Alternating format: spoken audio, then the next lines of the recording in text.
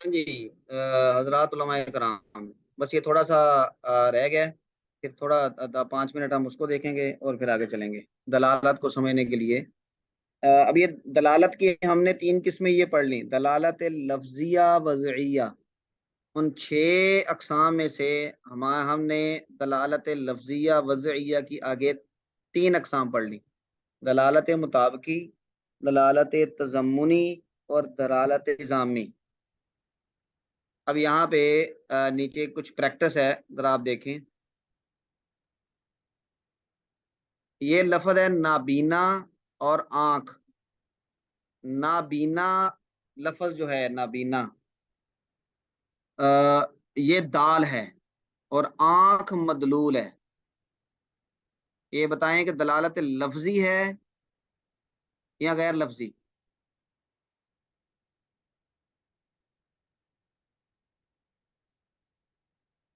کیوں جی؟ اگر نابینا کا لفظ بولا جائے گا تو لفظی ہوگی، ویسے نابینا کی حالت جو ہے وہ غیر لفظی ہے۔ نہیں نہیں، یہ لفظ لفظ لکھا گیا ہے تو یہ لفظی ہے۔ لفظی جی، اچھا، اب یہ نابینا کا لفظ وضع کس کے لیے کیا گیا ہے؟ جس کی آنکھیں نہ ہوں، نظر نہ آتا ہو جسے۔ ہاں، اس پوری شخصیت پہ جی کہ جس کی آنکھیں نہیں ہیں یا جس کو نظر نہیں آتا۔ یہ مطابقی ہو گیا۔ تو نبی اب یہ پورے اگر مطابقی تب ہوگی جب یہ پورا شخصیت مراد ہو، لیکن اگر نابینا کا لفظ بول کے ہم صرف آنکھ مراد لیں تو یہ کون سی دلالت ہوگی؟ یہ تضمنی۔ یہ دلالت تضمنی ہوگی، یعنی لفظ اپنے موضوع لہو کے جز پر دلالت کرے۔ اسی طرح لنگڑا یہ لفظ اور ٹانگ، یہ کون سی دلالت ہوگی؟ یہ بھی تضمنی ہوگا۔ یہ بھی تضمنی ہوگی۔ یہ اگر پورے لنگڑے آدمی پر اس کی دلالت ہے تو پھر یہ مطابقی ہے، مگر نہ اگر صرف ٹانگ پر دلالت ہے تو یہ تضمنی ہے۔ اسی طرح درخت اور شاخیں، جی یہ کون سی دلالت ہے؟ کہ یہ بھی درخت جب لفظ بولا جائے گا تو اس میں تنا بھی ہے، جڑ بھی ہے، جی شاخیں بھی ہیں، پھل بھی ہیں۔ جی، یہ بھی تضمنی ہے۔ لیکن اگر ہم صرف اگر صرف شاخیں مراد لیں تو یہ موضوع لہو کے جز پر دلالت کر رہے ہیں، تو یہ جی بھی تضمنی ہے۔ نک کٹا اور ناک، یہ بھی تضمنی ہے۔ جی ہدایہ اور کتاب الصوم، ہوں، ہدایہ کا لفظ جو بولا جائے گا تو تو اس سے پوری کتاب مراد ہے، یہ جی مطابقی ہے۔ لیکن اگر تضمنی اس ہے۔ کا کوئی ایک کتاب مراد ہے یا ایک چیپٹر مراد ہے تو وہ تضمنی ہوگی۔ اسی طرح ہدایت النور، یہ بھی کتاب کا نام ہے، تو مقصد اول، یعنی اس کا جو پہلا چیپٹر ہے، مقصد اول کا مطلب پہلا چیپٹر، یہ بھی تضمنی ہوگی۔ چاقو اس کا دستہ، یہ بھی یہ تضمنی۔ تو بالکل واضح ہے، یہ کون سی؟ ہاں، انسان بول کے ہم صرف سر مراد رہے ہیں انسان کا، تو یہ کون سی ہوگی؟ تضمنی۔ تضمنی۔ تو ہمارا زیادہ تر واسطہ یہ دلالت تضمنی سے پڑتا ہے۔ تو یہ ہو گیا ہمارا دلالت کا پورشن جو ہم نے تیسیر المنطق سے پڑھنا تھا۔ اب ذرا آپ جو علم بیان میں ہم نے دلالت کی بات کی ہے اس کو ذرا دیکھیں، وہ کیا ہے۔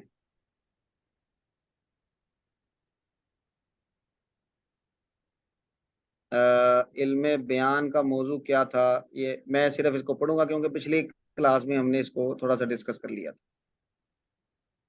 علم بیان کی تعریف میں دلالت کا ذکر آیا۔ اس دلالت کا وہی مفہوم ہے جو کہ منطق میں معروف ہے، یعنی وہ جو ہم نے ڈیفینیشن پڑھی، ایک چیز کا دوسری چیز کے ساتھ خود بخود یا کسی کے مقرر کرنے سے ایسا ہو جانا کہ ایک چیز کے معلوم ہونے سے کسی دوسری چیز کا جو نامعلوم ہے اس کا علم ہو جائے، تو یہ جو پروسیس ہے اس کو دلالت کہتے ہیں، جو منطق میں معروف ہے۔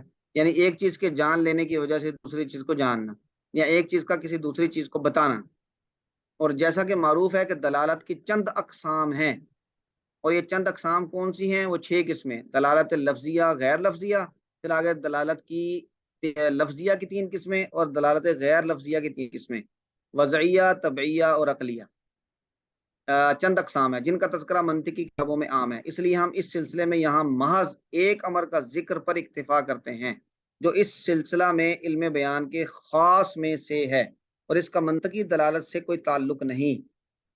گویا کہ منطقی دلالت مفہوم تو وہاں سے واضح ہوا، لیکن یہاں پر علم بیان میں اس دلالت کو الگ سے دیکھیں گے اور اس کا الگ سے نام رکھیں گے، اور وہ یہ ہے کہ علم بیان کی اصطلاح میں علم منطق کی دلالت لفظیہ وضعیہ، جو ہم نے دوسرے نمبر پہ پڑھی، کی قسم اول یعنی دلالت مطابقی کو دلالت وضعیہ کہتے ہیں، اور دوسری اور تیسری قسم یعنی دلالت تضمنی اور دلالت التزامی کو دلالت عقلیہ کہتے ہیں، کیونکہ اس میں عقل کام آتی ہے کہ بھئی لنگڑا بول کے مراد کیا لیا جا رہا ہے، مثلا آنکھ مراد لی جا رہی ہے کہ اس کی ذات مراد لی جا رہی ہے، تو یہ عقل فیصلہ کرتی ہے۔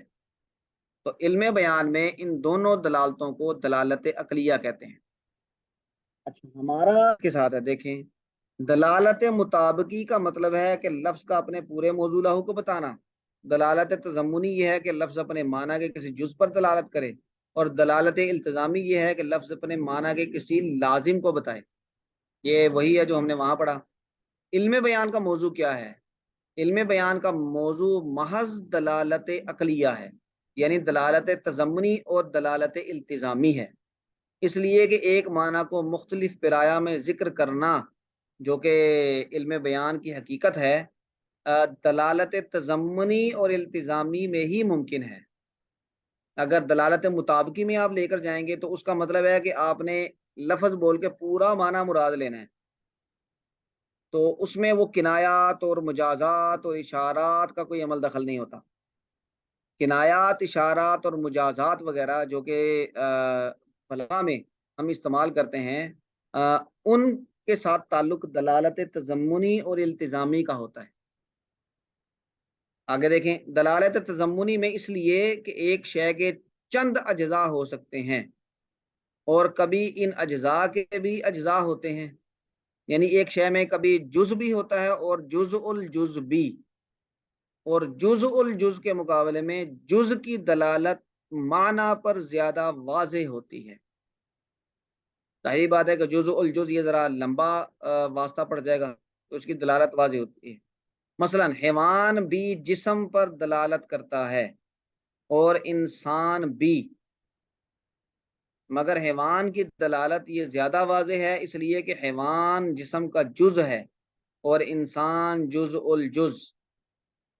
مثال کے طور پہ جب آپ ایک ہی جگہ پہ حیوان بھی ہو، پتھر بھی پڑے ہوں اور درخت بھی ہو، یہ 3 چیزیں پڑی ہیں، تو آپ نے ان تینوں چیزوں کو کوئی ایسا لفظ بولنا ہے کہ تینوں چیزیں اس میں آ جائیں، تو آپ کون سا لفظ بولیں گے؟ مثلا آپ کے پاس 3 لفظ ہیں، انسان، حیوان اور جسم، آپ نے ان میں سے کوئی ایسا لفظ منتخب کرنا ہے کہ جس میں یہ تینوں چیزیں شامل ہو جائیں، تو کون سا لفظ بولا جائے گا یہاں پہ؟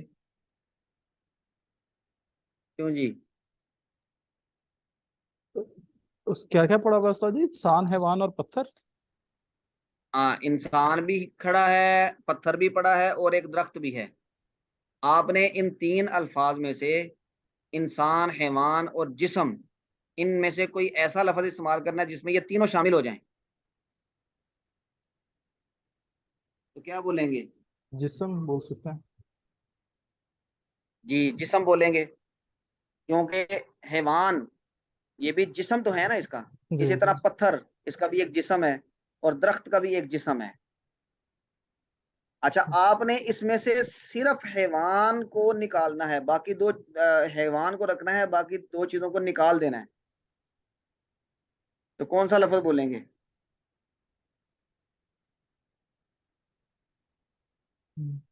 کیوں جی؟ انسان، حیوان۔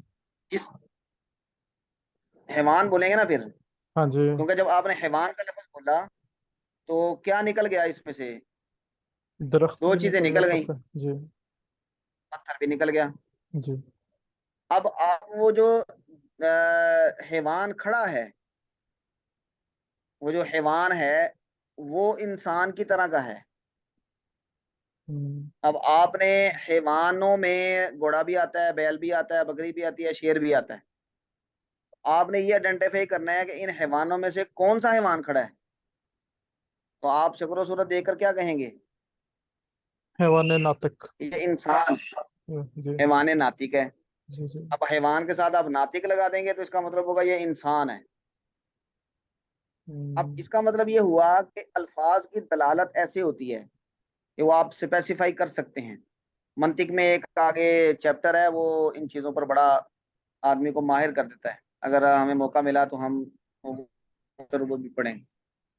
اب یہاں پہ دیکھیں یہ جو حیوان کا لفظ ہے یہ کس کا جز ہے؟ جسم کا۔ جب ہم نے جسم بولا تھا تو اس میں یہ تینوں چیزیں تھیں۔ حیوان اس جسم کے لفظ کا ایک جز تھا، ایسا ہی ہے، ایک جز حیوان تھا، ایک پتھر تھا، ایک درخت تھا۔ جی پھر جب ہم نے حیوان کا لفظ بولا تو دو جز اس کے نکل گئے اور ایک رہ گیا۔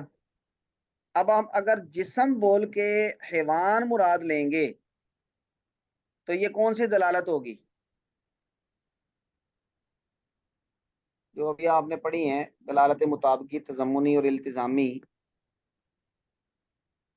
تو کون سی دلالت ہوگی اگر جسم بول کے تو ہم حیوان مراد لیں گے؟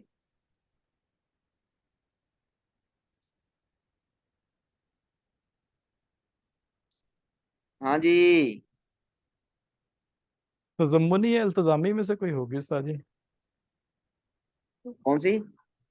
تضمنی یا التزامی میں سے کوئی؟ تضمنی ہوگی، تضمنی کیونکہ ہوگی۔ التزامی میں تو کسی صلاحیت کا ذکر کیا جاتا ہے، جی جی جی تو حیوان تو ایک پورا جسم ہے نا، جی تو یہ تضمنی ہے، دلالت تضمنی۔ اچھا، یہ ذرا دوبارہ یہ پیرا دلالت تضمنی میں اس لیے کہ ایک شے کے چند اجزاء ہو سکتے ہیں اور کبھی ان اجزاء کے بھی اجزاء ہوتے ہیں، جیسے جسم کے 3 اجزاء ہو گئے، حیوان، پتھر اور درخت۔ پھر آگے جو حیوان ہے جو کہ جسم کا جز ہے اس کے آگے بھی اجزاء ہیں، اس کے آگے اجزاء کون کون سے ہیں؟ شیر، بکری، گائے، بھینس، انسان، یہ جی اس کے اجزاء ہیں۔ اب آگے دیکھیں یہ کیا کہہ رہے ہیں، اور کبھی ان اجزاء کے بھی اعضاء ہوتے ہیں، یعنی ایک شے میں کبھی جز بھی ہوتا ہے اور جزء الجز بھی۔ اب جزء الجز کے مقابلے میں جز کی دلالت معنی پر زیادہ واضح ہوتی ہے۔ مثلا حیوان بھی جسم پر دلالت کرتا ہے کیونکہ یہ جسم کا جز ہے، اور انسان بول کے بھی ہم جسم مراد لے سکتے ہیں، حالانکہ اس کے درمیان میں انسان حیوان کا جز ہے اور حیوان پھر آگے جسم کا جز ہے۔ تو اس کا مطلب یہ ہے کہ جو حیوان جو جسم کا جز ہے اس کی دلالت زیادہ واضح ہے بنسبت انسان کے کہ جو جسم کے جز کا آگے جز ہے، یہ بات کہنا چاہ رہے ہیں۔ مثلا حیوان بھی جسم پر دلالت کرتا ہے اور انسان بھی، مگر حیوان کی دلالت زیادہ واضح ہے اس لیے کہ حیوان جسم کا جز ہے اور انسان جز الجز۔ اچھا آگے دیکھیں، اسی طرح دلالت التزامی کا معاملہ یہ ہے، دلالت التزامی کا معاملہ یہ ہے کہ ایک شے کے کئی لوازم ہو سکتے ہیں۔ مثلا انسان ہے، یہ کس کس چیز کے قابل ہے، اس کے اندر صفات کون کون سی ہے؟ یہ علم حاصل کر سکتا ہے، یہ نتائج اخذ کر سکتا ہے، یہ بھاگ سکتا ہے، یہ سوچ سکتا ہے، یہ یعنی آپ کہہ لیں کہ معافی ضمیر کا اظہار کر سکتا ہے، یہ لکھ سکتا ہے، یہ سب اس میں صلاحیتیں ہیں۔ اس کا مطلب ہے کہ لوازمات ایک ہی شے کے کئی ہو سکتے ہیں۔ اسی طرح دلالت التزامی کا معاملہ یہ ہے کہ ایک شے کے کئی لوازم ہو سکتے ہیں اور ایسے کہ ان میں سے بعض بمقابلہ دوسرے بعض کے اپنے ملزوم کے زیادہ قریب ہوتے ہیں. یعنی کچھ لوازمات ایسے ہوتے ہیں کہ جو بالکل ذات کے ساتھ چپکے ہوئے ہوتے ہیں، اور کچھ ایسے ہوتے ہیں کہ جو تھوڑا سا دور ہوتے ہیں. اور جو زیادہ قریب ہوتے ہیں ان کے ذریعے ملزوم کو جلدی سمجھا جا سکتا ہے. مثلا یہ ناطق جو ہے، ناطق بولنے کی صلاحیت، یہ انسان کا ایک لازمہ ہے.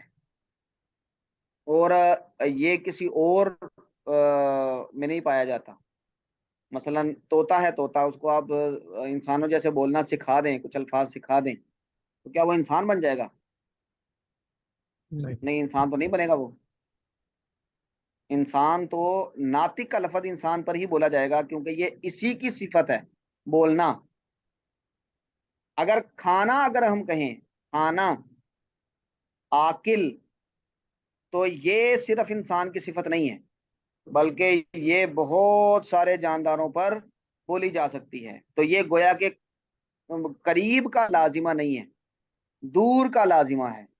اس لیے اگر ہم ناطق بولیں گے تو اس سے انسان ہی مراد ہوگا، اس کی دلالت بہت واضح ہوگی انسان پر. اور جب عاقل بولیں گے تو عاقل کی دلالت انسان پر یہ واضح نہیں ہے، کیونکہ عاقل بہت ساری چیزیں ہو سکتی ہیں. یہ گائیں، بھینس، بھیڑ، بکریاں یہ بھی کھانا کھاتی ہیں، تو یہ بھی عاقل ہو سکتی ہیں. تو اس کا مطلب ہوا کہ لوازم بھی دو قسم کے ہیں، ایک وہ جو قریب کے ہیں، ذات کے ساتھ نتھی ہیں، اور دوسرے وہ جو ذات سے دور ہیں، اور یہ بہت سارے دوسرے چیزوں پر بھی بولے جا سکتے ہیں. تو اب آپ کی عقل یہ فیصلہ کرتی ہے کہ یہاں پر لازمہ جو ذکر کیا جا رہا ہے کسی چیز کا، تو وہاں سے کون سی چیز مراد ہے. تو اس لیے ہم اسے دلالت عقلیہ کہتے ہیں علم بیان میں.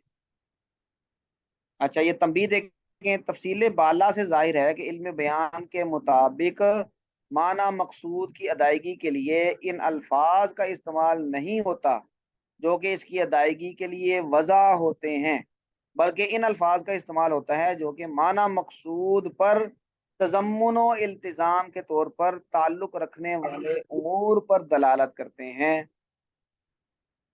تو جب معنی موضوع جو آپ کے لیے لفظ وضع کیا گیا تھا وہ نہیں بولا جا رہا، کوئی اور لفظ بولا جا رہا ہے، تو اس میں ظاہری بات ہے یا مجاز ہوگا، یا اشارہ ہوگا، کنایا ہوگا، تشبیہ ہوگی، اس طرح کی چیزیں ہوں گی.